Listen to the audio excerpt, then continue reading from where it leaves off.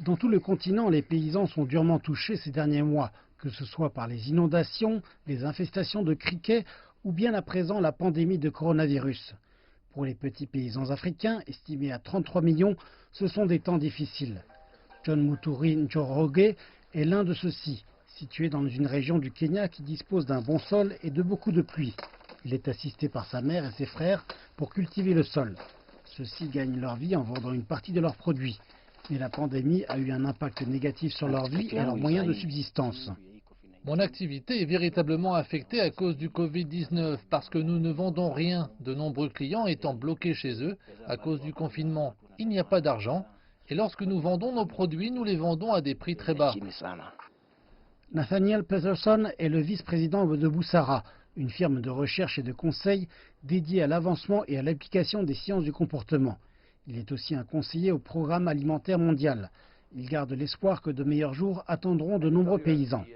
Le PAM et certaines de ces organisations internationales réfléchissent très bien à la manière de transporter la nourriture et d'encourager les paysans à produire. L'unique problème que nous rencontrons maintenant est que chacun sait très bien que la production agricole est réellement importante à présent et que de nombreuses personnes donnent aux paysans différentes sortes d'informations qui se font concurrence les unes aux autres et accroissent ainsi l'incertitude. Ce que nous avons appris avec l'économie comportementale est que lorsque les gens sont incertains, en fait, ils se rebiffent un peu. Une visite dans l'un des plus grands marchés alimentaires du Kenya, dans la capitale Nairobi, montre que celui-ci foisonne de produits de qualité en abondance. Mais les prix pratiqués ici inquiètent les négociants, tout comme les paysans. Comme vous pouvez le constater derrière moi, ce marché est un rucher d'activité.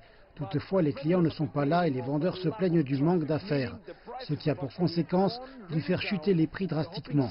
Les vendeurs espèrent donc que les choses retourneront bientôt à la normale.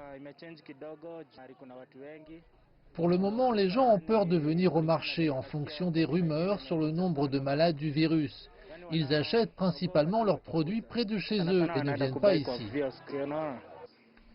Les paysans en sont donc largement réduits à se débrouiller eux-mêmes pendant ces temps difficiles.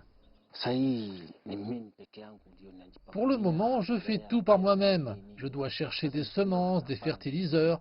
Donc lorsque je vends le peu que j'ai, il me faut prioriser tout cela, y compris nourrir ma famille.